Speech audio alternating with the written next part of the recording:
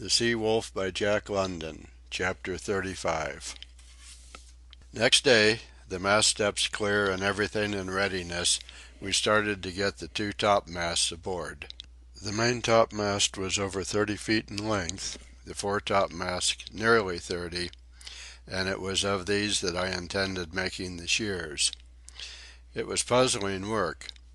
Fastening one end of a heavy tackle to the windlass, and with the other end fast to the butt of the foretopmast, I began to heave.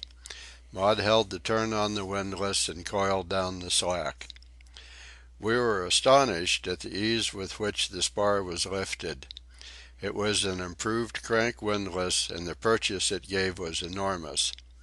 Of course, what it gave us in power we paid for in distance. As many times as it doubled my strength, that many times was doubled the length of the rope I heaved in. The tackle dragged heavily across the rail, increasing its drag as the spar arose more and more out of the water, and the exertion on the windlass grew severe.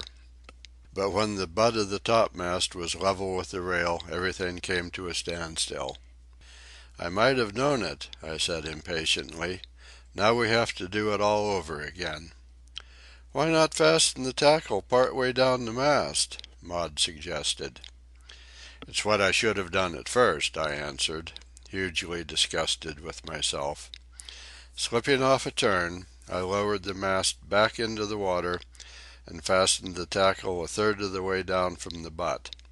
In an hour, what of this and of rests between the heaving, I had hoisted it to the point where I could hoist no more. 8 feet of the butt was above the rail, and I was as far away as ever from getting the spar on board. I sat down and pondered the problem. It did not take long. I sprang jubilantly to my feet. "Now I have it!" I cried. "I ought to make the tackle fast at the point of balance. And what we will learn of this will serve us with everything else we have to hoist aboard." Once again I undid all my work by lowering the mast into the water. But I miscalculated the point of balance, so that when I heaved, the top of the mast came up instead of the butt. Maud looked despair, but I laughed and said it would do just as well. Instructing her how to hold the turn and be ready to slack away at command, I laid hold of the mast with my hands and tried to balance it inboard across the rail. When I thought I had it, I cried to her to slack away, but the spar righted despite my efforts and dropped back toward the water. Again I heaved it up to its old position, for I had now another idea. I remembered the watch tackle, a small double and single block affair, and fetched it. While I was rigging it between the top of the spar and the opposite rail, Wolf Larsen came on the scene. We exchanged nothing more than good mornings, and, though he could not see, he sat on the rail, out of the way, and followed by sound all that I did. Again instructing Maud to slack away at the windlass when I gave the word, I proceeded to heave on the watch tackle. Slowly the mast swung in until it balanced at right angles across the rail, and then I discovered to my amazement that there was no need for Maud to slack away. In fact, the very opposite was necessary. Making the watch tackle fast, I hove on the windlass and brought in the mast, inch by inch, until its top tilted down to the deck and finally its whole length lay on the deck. I looked at my watch. It was 12 o'clock. My back was aching sorely, and I felt extremely tired and hungry. And there on the deck was a single stick of timber to show for a whole morning's work. For the first time I thoroughly realized the extent of the task before us. But I was learning. I was learning. The afternoon would show far more accomplished. And it did, for we returned at 1 o'clock, rested and strengthened by a hearty dinner. In less than an hour I had the maintopmast on deck and was constructing the shears. Lashing the two topmasts together, and making allowance for their unequal length, at the point of intersection I attached the double block of the main throat halyards. This, with the single block and the throat halyards themselves, gave me a hoisting tackle. To prevent the butts of the masts from slipping on the deck, I nailed down thick cleats. Everything in readiness, I made a line fast to the apex of the shears and carried it directly to the windlass. I was growing to have faith in that windlass, for it gave me power beyond all expectations. As usual, Maud held the turn while I heaved. The shears rose in the air. Then I discovered I had forgotten guy ropes. This necessitated my climbing the shears, which I did twice, before I finished guying it fore and aft and to either side. Twilight had set in by the time this was accomplished. Wolf Larsen, who had sat about and listened all afternoon and never opened his mouth, had taken himself off to the galley and started his supper. I felt quite stiff across the small of my back, so much so that I straightened up with an effort and with pain. I looked proudly at my work. It was beginning to show. I was wild with desire, like a child with a new toy, to hoist something with my shears. "I wish it weren't so late," I said. "I'd like to see how it works." "Don't be a glutton, Humphrey," Maud chided me. "Remember, tomorrow is coming, and you're so tired now that you can hardly stand." "And you?" I said with sudden solicitude. "You must be very tired. You have worked hard and nobly. I am proud of you, Maud." "Not half so proud as I am of you, nor with half the reason," she answered, looking me straight in the eyes for a moment with an expression in her own and a dancing, tremulous light which I had not seen before and which gave me a pang of quick delight.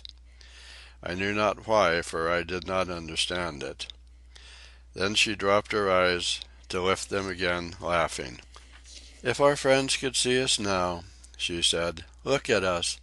Have you ever paused for a moment to consider our appearance?" "Yes, I have considered yours frequently," I answered, puzzling over what I had seen in her eyes and puzzled by her sudden change of subject. "Mercy!" she cried. "And what do I look like, pray?"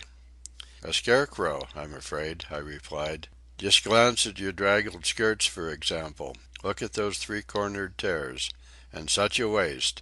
It would not require a Sherlock Holmes to deduce that you have been cooking over a campfire, to say nothing of trying out seal blubber. And the cap at all, that cap! And all that is the woman who wrote A Kiss Endured."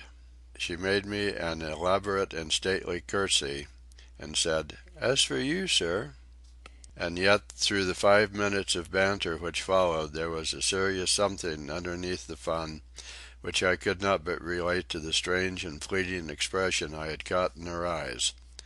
What was it? Could it be that our eyes were speaking beyond the will of our speech? My eyes had spoken, I know, until I had found the culprits out and silenced them. This had occurred several times. But had she seen the clamour in them and understood, and had her eyes so spoken to me? What else could that expression have meant, that dancing, tremulous light, and a something more which words could not describe? And yet it could not be. It was impossible. Besides, I was not skilled in the speech of eyes. I was only Humphrey Van Weyden, a bookish fellow who loved. And to love, and to wait and win love, that surely was glorious enough for me. And thus I thought, even as we chaffed each other's appearance, until we arrived ashore and there were other things to think about. "It's a shame after working hard all day that we cannot have an uninterrupted night's sleep," I complained, after supper. "But there can be no danger now? From a blind man?" she queried.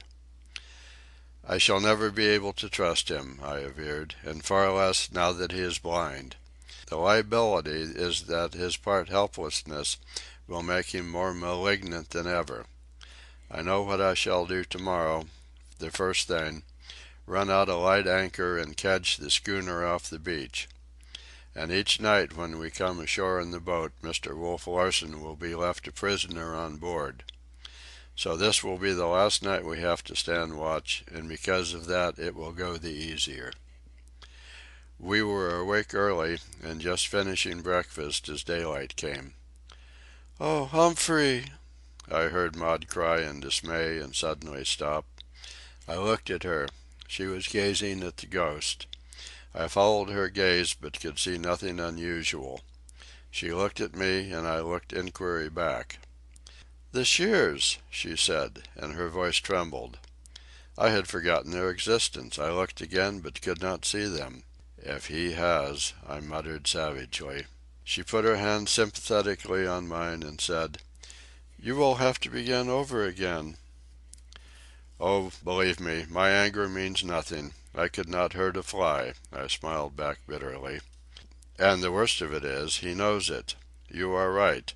If he has destroyed the shears, I shall do nothing except begin over again." "But I'll stand my watch on board hereafter," I blurted out a moment later. "And if he interferes—" "But I dare not stay ashore all night alone," Maud was saying when I came back to myself. "It would be so much nicer if he would be friendly with us and help us. We could all live comfortably aboard."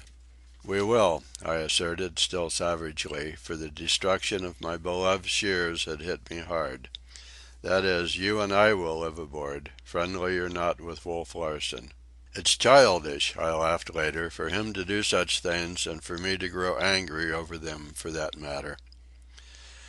But my heart smote me when we climbed aboard and looked at the havoc he had done. The shears were gone altogether.